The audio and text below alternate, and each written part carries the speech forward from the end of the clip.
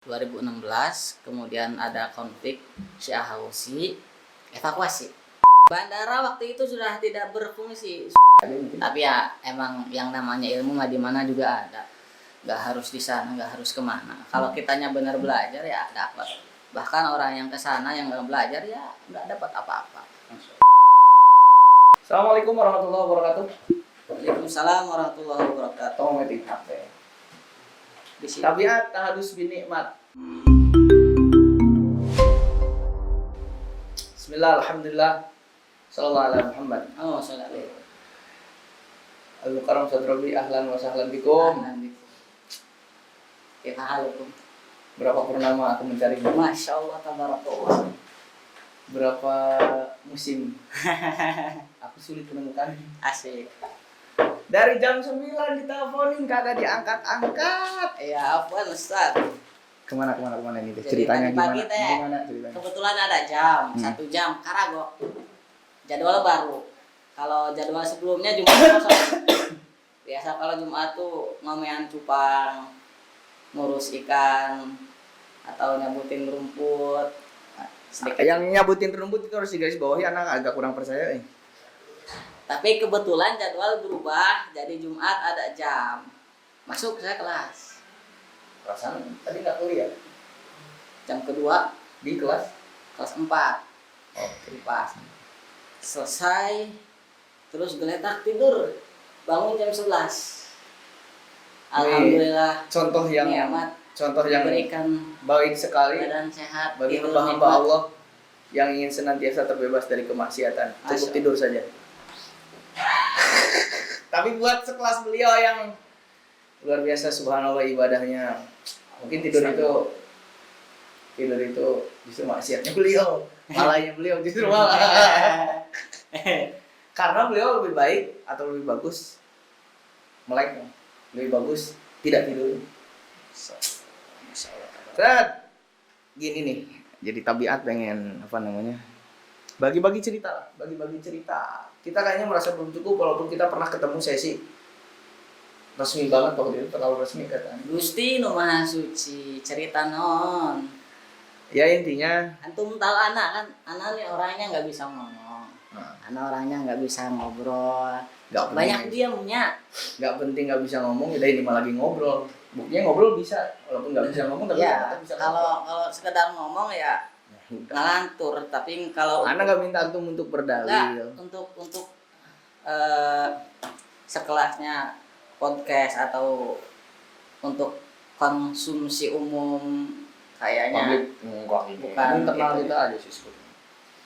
Ya mau nanti diedit kan ya? Bisa diedit ya? Oke, santai aja.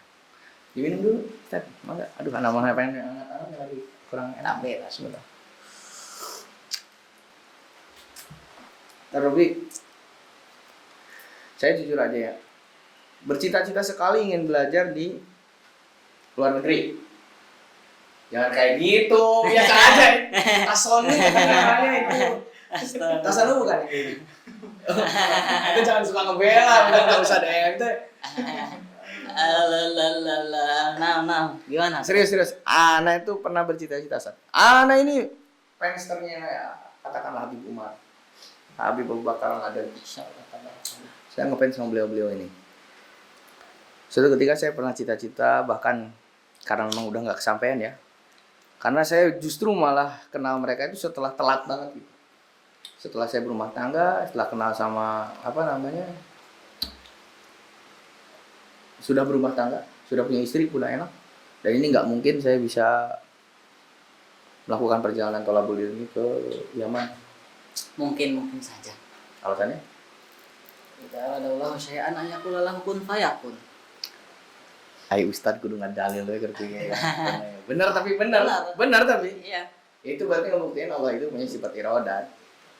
Tapi dalam hal ini saya mungkin hanya baru cita-cita, sekalipun saya nggak kelakoni, tapi insya Allah saya berdoa anak saya bisa ke sana. Amin, insyaallah. Amin. Fudel, ini catatan digital sampai ila yaumil qiyamah, moga-moga nih. Saya doain kamu bisa ke Yaman. Amin, insyaallah mudah-mudahan. Nah, sekarang Mukarram ini termasuk alumni daripada Al-Ahqaf ya kan? Al-Ahqaf Marhalah 18 sama nyata asyar. Tahun 2018. Enggak, emang angkatan ke-18. Angkatan 8 mutakhorriz 2018 pula. 18. Pas banget. Kayak aneh di pondok dulu, aneh angkatan ke-7 keluaran tahun 2007. Masya Allah. Nggak sengaja. Sengaja, semuanya udah ada. Oleh Allah. Oleh Allah. Tapi bukan kesengajaan mudir, bukan kesengajaan kita, tapi itu yakin ada produser, yakin Ada maha sutradara. Ya intinya gitu saja. Apa sih sebetulnya Yaman? Saya kalau dengar Yaman itu kayak kota yang benar-benar penuh dengan ilmu. Kayak aktivitas mereka itu semuanya tentang sunnah. Benar gak sih? Yaman ya. Oh, Yaman itu negara. Di sana ya wajarnya sebuah negara. Ada berbagai macam hal, yang baik, yang nggak baik ya ada juga. Cuman yang kesohornya di sana itu ya kota Tarimnya. Just kota Tarim. Nah, kota Tarim dengan beberapa kota yang lain juga. Tarim itu kota, Tarim itu kota. provinsinya Hadramaut. Berarti Aden itu adalah provinsi Aden. Kota Aden provinsi. Provinsinya kurang hafal kalau Aden. Soalnya Ada banyak juga provinsi yang ada di. Jadi dulu itu sebetulnya mah Ana juga nggak punya cita-cita atau keinginan kuat mau ke Yaman, ketemu Habib Umar, ketemu Habib Bakar Aden dan habaib-habaib yang lain. Enggak. Awal-awal malah Ana daftarnya ke Mesir.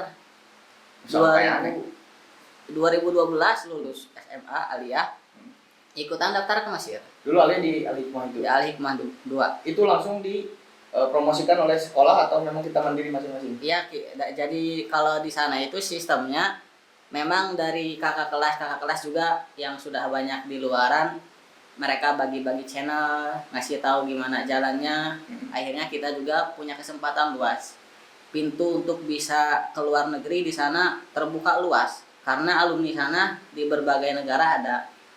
Ala kulihal lulus 2012 itu daftar pertama ke Mesir. Ikutan tes. Lulus 2012 dari Al-Hikmah. Daftar ke Mesir. Ada 2 kali tes waktu itu. Lulus ke Mesir. Ke Mesirnya lulus. Ada tes dari Azhar, ada tes dari KBRI juga atau dari pihak Indonesianya. Jadi ada 2 kali tes. Yang nggak lulus tes KBRI atau tes dari pihak Indonesia nggak bisa ikut tes kedua. Yang lulus tes pertama nggak lulus tes kedua nggak bisa berangkat. Jadi ada 2 kali tes. Itu harus dua-duanya lulus. Harus dua-duanya lulus. Dan memang yang daftar juga sampai 3.000 orang. Jadi sedangkan kuota dibatasi hanya. Kuota nggak terbatas tapi harus benar-benar berkualitas. Lulus tes, lulus seleksi. Ya berarti kan seleksi ini menunjukkan kualitas mungkin lah peserta calon mahasiswa. Nah, singkat cerita tes dua-duanya lulus. Terus ada teman-teman yang lain yang ngajak ikutan tes ke Yaman juga. Virus Sebetulnya mah itu memang bukan tujuan pertama. Bukan tujuan pertama. Justru Mesir. Karena kebanyakan alumni ya ke Mesir semua. Ala kulihal kita ikutan tes ke Ahqaf juga. Waktu itu tesnya di Jaga Satrun Cirebon. Qadarullah lulus juga. Akhirnya bingung. Mau ke Mesir, Azhar atau ke Yaman Ahqaf. Jadi bingungnya. Alasannya? Ya mau milih yang mana, kalau bisa belah dua ya dua-duanya. Waktu itu tapi kan hati lebih terpaut ke Mesir. Kenapa lebih memilih Yaman justru malah jadi? Nah itu dia. Jadi ceritanya itu setelah bingung mau ngambil yang mana, kita nanti saya potong dulu. Kalau istiqoroh banyak lihat-lihat ini. Mustahil. Enggak, di antara faktornya istiqoroh juga. Apa itu? Jadi kita tanya ke guru-guru juga, tanya ke temen juga. Dan kebetulan di antara keluarga ada dari bangsa Sadah, Habib Abdullah bin Yahya. Akhirnya setelah sekian banyak berkonsultasi dengan sana dengan sini, udahlah putuskan aja ikut ke Yaman. Padahal yang ke Azhar waktu itu udah bayar uang DP Berapa itu? 3 juta lebih, udah bayar. Ke Azhar 11 juta, 3 juta udah bayar. Ke Yaman 20 juta, waktu itu masih 20 juta ke Algof. Kalau sekarang sudah 2.000 dolar. Karena waktu tahun 2012 1 juta itu lebih tinggi daripada 100 dolar. Kalau sekarang kan 100 dolar sampai 1,5 juta. Jadi waktu itu 20 juta. Ya singkat cerita berangkat. Pada awal kesana itu belum kenal Habib Umar, belum kenal Habib Abu Bakar Adeni. Karena kita di pondok nggak dikenalkan nggak media dikenalkan, kan? nggak dikenalkan sama Terus framing ulama waktu itu masih agak belum Iya. masuk lah gitu. Iya, belum terlalu itu. Majelis Rasulullah kan yang pertama kali Majelis mungkin yang membumingkan dan mengangkat nama Habib dari awal-awal. Ya. Akhirnya berangkat sana. Ya memang semua udah skenario Allah, Masya Allah. tinggal kita jalanin aja. Jadi sebetulnya justru malah cita-cita awal pengen nimba ilmu ini sih. Ini sebenarnya kalau pengen flashback ke belakang, saya juga udah berangkat ke Bandung, tinggal testing. Cuman ya malu lah, kan nol sih. Jadi terlalu kaget melihat peserta-peserta yang lain dengar katanya ini udah ada 20 juz. Kan syarat ya? Syarat. Anu waktu itu udah berapa juz? Karena waktu itu cuman punya 3 juz. Masih mending 3 juz, karena modal 1 juz aja masih lepotan waktu itu juz ama. Syaratnya itu temen aneh yang ikutan tuh 5 juz, 3 juz. Yang dari Subang 3 juz kalau nggak salah. Yang di Aceh sekarang nih kawan aneh yang orang Lemahsugi, dia 5 juz. Aneh ngedrop. Di sini aneh ngedrop, yang lain ikut masuk ruangan tes dan memang udah ada keputusan kalau lulus ya udah aneh gak ikut tes. Ya gitu ya, qadarullah. Lagi-lagi ini memang ya udahlah. Harus di Indonesia aja mungkin. Tapi ya emang yang namanya ilmu mah di mana juga ada. Nggak harus di sana, nggak harus kemana. Kalau kitanya benar belajar ya dapat. Bahkan orang yang kesana yang nggak belajar ya nggak dapat apa-apa. Karena ya kita ngalamin sendiri lah. Tahu seperti apa teman-teman di antara teman-teman kita yang sungguh-sungguh banyak, tapi yang sekedar main-main ya ada juga. Tadi kembali lagi ke masalah Yaman, lebih eksplisitnya lagi Hadramaut, lebih eksplisitnya lagi Tarim. Itulah kota ilmu. Bahkan dikatakan kota 1000 wali. Yang jadi pertanyaan berarti di Yaman secara negara besar ya mungkin, mohon maaf, tanda kutip berarti diskotik juga ada. Wah kalau itu mah Allah alam ya. Soalnya kita di sana nggak dikenalin sama dunia luar. Tarim itu sebuah kota terpencil, tengah-tengah gurun yang jauh dari peradaban maju. Di sana serba terbatas, duniawi di sana segitu-gitunya.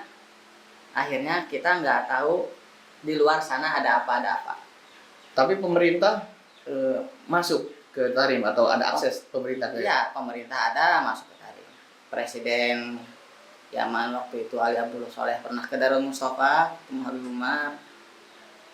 Ala kulihal Tarim itu kota yang dijaga. Al-Mahrus, Tarim Al-Mahrusan. Kalau nggak salah ini ada riwayatnya ini. Ada riwayat. Ada riwayat hadisnya kalau nggak salah ini Rasulullah SAW yang ngedoa kalau nggak salah tahu. Ya itu mah. Jadi Tarim itu kota yang berkah. Sebabnya dulu pada zamannya setelah Rasulullah SAW tufi, banyak dari kaum muslimin yang murtad. Berbagai daerah katanya di sini murtad, di sana murtad. Akhirnya terdengar kabar kepada Khalifah Abu Bakar Siddiq bahwasanya penduduk Tarim juga murtad. Mendengar kabar seperti itu, Sayyidina Abu Bakar mengirim pasukan ke sana. Dikirim pasukan untuk memerangi kaum murtad di Tarim. Setelah pasukan dikirim dan sampai ke sana, sampai ke Tarim, pasukan ini yang awalnya niat mau perang justru disambut dengan berbagai macam sambutan yang hangat. Kaget pasukan, mereka niat awal mau perang kok disambut sebagaimana sangat mewah, sangat sambutan yang hangat. Akhirnya pasukan ini ngirim kabar ke Sayyidina Abu Bakar bahwasanya berita yang didengar bahwasanya Ahlu Tarim murtad dan sebagainya itu nggak benar. Bahkan Ahlu Tarim orang-orang yang berpegang teguh dengan syariat, mereka orang-orang yang masya Allah luar biasa. Mendengar kabar seperti itu, Sayyidina Abu Bakar mendoakan Tarim dengan 3 doanya. Tarim yang makmur, Tarim yang diberkahi. Iya. Di sana para ulama dan aulia tumbuh sebagaimana rumput tumbuh pada musim hujan. Dan ya, diijabah oleh Gusti Allah. Kita tahu bahkan kalau Habib Al-Jufri mengatakan sepertiga dari kaum muslimin yang ada di dunia masuk Islam berkat para dai yang keluar dari kota Tarim, Termasuk di Indonesia. Sepertiga itu jumlah yang sangat dan mereka para sahadat katanya di Indonesia juga. Smartphone itu mereka dari sana. Yang cikal bakal di sini jadi para wali songo. Itu ya, wali songo ya. Nah, ya segitu. Jadi memang apa ya, banyak masyarakat yang mungkin ingin tahu dan punya cita-cita besar tapi belum mengenal bagaimana keadaan yang. Tapi mohon maaf ya gitu. Biasanya. Ya, kalau ini jangan dibilang parno, tapi biasanya kalau orang Indonesia itu lebih cenderung identik senang sama yang namanya wanita Arab. Karena gak jatuh cinta sama orang yang senang gitu sama masyarakat Ami di sana gitu. Ya nggak Syarifah lah gitu. Kalau Syarifah mungkin muka apaan nggak sama tuh? Itu darah biru? Enggak. Ada bekas darah birunya.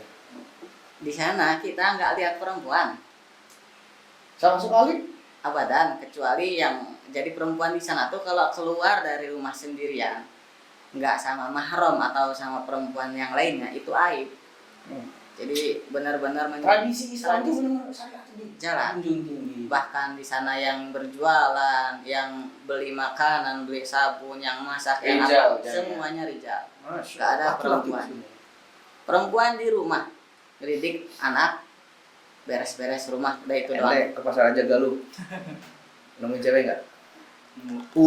Jangan sampai ke pasar galuhnya di depan jalan aja nggak? Iya nggak? Bahaya. Berarti sangat berbeda jauh dengan tradisi atau apa keadaan wanita yang ada di Indonesia. Sangat beda jauh. Cip. Masya Allah lu beneran takjub atau gimana? Ya tapi ala kulihal anak mengidolakan, bercita-cita tinggi. Kalau perlu ya hanya sekedar bertabarruk mungkin ke sana, bisa ziarah ke Jambal. Di sana ada makam di Imam Haddad gitu. Ya betul. Antum pernah ziarah ke sana? Alhamdulillah. Masya Allah. Anak jadi minta berkahnya aja dari antum aja sudah. Nah, Sekalipun Allah nggak menakdirkan anak ke sana, tapi anak dapat berkah dari beliau. Anak jujur, wallahi anak malu tadi. Gimana rasa malunya itu? Ungkapkan. Anak mah lebih senang orang tuh nggak tahu kalau anak dari sana, anak alumni sana. Alasannya? Alasannya karena tidak mencontohkan seperti apa guru-guru kita di sana. Zuhudnya nggak ada, ilmunya nggak ada, takwa waroknya nggak ada, khosyahnya nggak ada, bahkan malu pun nggak ada. La ilma, wala zuhda, wala khosyah, wala adab, wala akhlak, wala hatta haya. Nggak ada apa-apanya. Jadi lebih baik orang nggak tahu, biar biasa aja. Karena ya pertama ya gimana memang suruh ngomong nggak bisa ngomong. Tapi kan jujur, secara apa namanya grade seseorang itu kan ditentukan dari latar belakang pendidikan. Termasuk antum bisa diterima di Nurul Fajri ini, di pesantren ini, saya yakin. Karena latar belakang pendidikan antum adalah alumni Yaman. Beda dengan saya, yang alumni kehidupan jalanan mungkin ya. Tapi tetap kepaksa lah ini mah dijejalkan ini mah gitu. Barang sisa Antum anfa daripada anak nggak ada apanya. Ini udah mulai bahasa tembak-tembakan kayak gini udah nggak akan ada selesainya nantinya. Oke Ustaz, jadi Yaman itu panjang sekali ceritanya, tapi ini belum saya tahu dari selama pembelajaran di sana, kegiatan ngaji di sana. Hak antum bisa balik lagi ke Indonesia karena dengarkan waktu itu sempat ada konflik. Dan dengar waktu itu mahasiswa sempat dibalik-balikin. Itu tahun berapa kejadiannya? 2016. Antum lagi duduk di semester? Di sana per semester atau gimana hitungannya? Per semester. Oh, cuman per semester. 10 semester jadinya. Karena waktu Normalnya kan 8 ya? normal 8. Sama di Yaman juga aturannya normalnya 8. Kalau Ahgab 10. Normal 10 semester, normal 10 semester 5 tahun. Jadi kita waktu itu di tahun keempat, semester 8, 2016, kemudian ada konflik Syiah Houthi, evakuasi. Emang masuk sampai ke Tarim waktu itu? Enggak, Konflik? di Tarim aman, enggak ada tembakan, enggak ada suara, enggak ada rudal, enggak ada apa. Cuman karena yang namanya perang di kota-kota besar, akhirnya pasokan listrik, bensin, Ada dampak. makanan dan sebagainya terhambat, tersedat, dan kekhawatiran itu banyak muncul dari wali santri, dari orang tua yang ada di Indonesia. Itu sumber terkuat di antara sumber-sumber yang lain yang akhirnya menyebabkan Universitas Al-Ahqaf memutuskan untuk evakuasi Sementara. Meskipun pada waktu itu ulama di Tarim berselisih pendapat. Di antara mereka ada yang melarang pulang. Di antara mereka ada yang membolehkan pulang. Waktu itu akses dari Tarim ke bandara nggak ada masalah. Bandara waktu itu sudah tidak berfungsi, sudah Jadi down kita semua. Evakuasi ke Oman. Jadi dari Tarim ke Oman itu lebih dekat daripada dari Tarim ke bandara ke Yaman. Mukalla. Ke Son'a. Son'a itu bandara Yaman. Kalau bandara di Seoul juga ada. Seoul kan dekat masih Hadramaut kan ya? Masih Hadramaut. Cuman untuk sekelas penerbangan internasional di Seoul waktu itu bandara di sana udah down semua, nggak ada yang aktif. Evakuasi kita keluar Yaman, dari sana terbang ke Indonesia. Tahun 2016. Berapa tahun? Bulan. Setahun. Aktivitas selama setahun. Ya, kebetulan waktu itu Ahgab buka cabang sementara di Pondok Pesantren Suci, Pondok Pesantren Mamba Usolihin di Desa Suci, Kecamatan Manyar, Gresik. Daerah Suci itu Kediri. Gresik. Oh, Gresik. Manyar. Ya. Setahun berarti langsung berangkat lagi ke sana. Berangkat di sana. Menyelesaikan Semester 7, semester 8, tahun keempat. Dan waktu itu nggak sama sekali ketika masa evakuasi di Indonesia nggak sama sekali pulang ke rumah. Ya pulang ke rumah. Yang ngejemput di bandara keluarga. Oh, berarti dari rumah dulu. Ke rumah dulu. Di rumah kita ada mungkin sebulan setengah. Berangkat langsung ke Jawa. Ke Jawa Timur. Balik lagi tahun 2017. 2018 selesai pulang. Nggak ada wali santri di sana. Soalnya lu di sini dulu sih. Saya punya putri ini. Buat bimbingan. Seorang laki-laki orang Indonesia gitu. Kalau yang nawarin buat nikah sama orang sana ada. Ada. Anak ditawarin 3 kali. Sama dosen sendiri. Anak dosen? Bukan. Mungkin tetangga, mungkin kenalan. Dosennya terus nawarin sama anaknya nggak kufu. Oh, berarti tetangganya mungkin atau saudaranya? Kenalannya mungkin. Ada orang Indonesia yang netap jadi orang sana? Ada nggak? Ada. Ada. Orang Kalimantan ada. Sudah puluhan tahun di sana. Udah sepuh di sana? Udah sepuh. Udah pindah jadi warga negara sana? Mungkin. Visa udah nggak ada, paspor udah nggak ada, udah puluhan tahun di sana. Jadi orang sana dah. Dia aman? Aman. Masya Allah. Kalimantan ya. Ada lagi saudara Kalimantan dari Indonesia yang jadi mungkin di sana abadan. Kalau untuk abadan kayaknya cuman dia yang anak tahu ya. Pernah ketemu dengan orangnya? Pernah ketemu, jualan di pasar. Ya. Dia udah sepuh. Sudah sepuh, mungkin 50 tahunan ada. Bahasa Indonesia dia masih lancar ya? Ya masih bisa walaupun nggak terlalu lancar. Ya, jadi Arabnya udah mulai ya, orang sana udah bahasa Arabnya Arab Yaman, Amiyahnya Amiyah Yaman. Ngomong ya kayak kita ngomong bahasa Sundaan, dia ngomong bahasa sana. Punya anak keturunan di sana? Punya. Udah punya kebun di sana, udah jadi orang sana. Tadinya dianggap kuliah atau pesantren doang dia awalnya? Awalnya dia itu mungkin jadi TKI mungkin awalnya. Emang ada ke Yaman yang ada tenaga kerja? Ada. Indonesia di Yaman? Ada. TKI ada di sana. Sekarang setelah di Indonesia dan saya tahu antum sekarang udah nikah dengan orang Garut. Dan sekarang istri antum lagi hamil 4 bulan dan semoga diberikan kelancaran. Amin, amin, Soleh, amin. gimana perasaan sekarang setelah berumah tangga?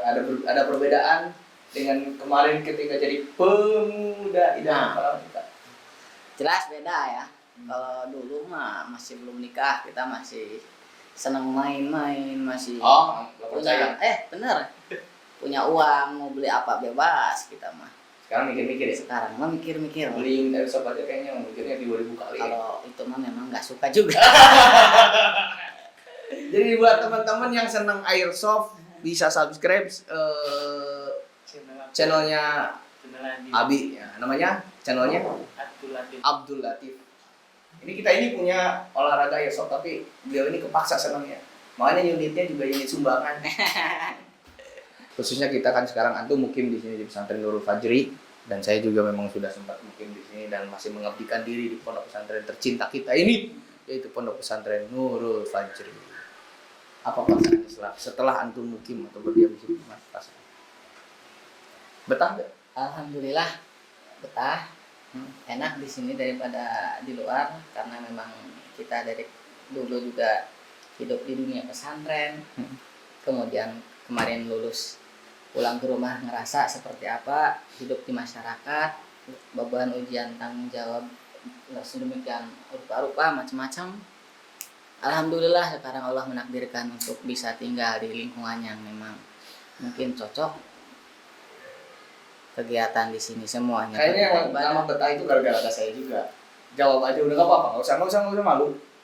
Karena keberadaan saya lah sehingga bisa menguatkan Anda di sini. Ayo gimana? Ya terserah lah. Nggak ikhlas, nggak tulus dari hati sanubari. Tapi jujur gimana? Musahabah dengan Anda? Alhamdulillah ada suka, ada sebel, ada ya. Selama kurang lebih 30 menit ditemani sama Al-Mukarram Saibul Fadilah Ad-Da'i ilallah Ustaz Robi Ini yang harus Adianto. disensor ini. Ya. Ini sensor ya. Yang jadi panggilannya atau nama pendeknya adalah Syekh Otong Sirajuddin Zain. Terima kasih Pak Mensan. Ya.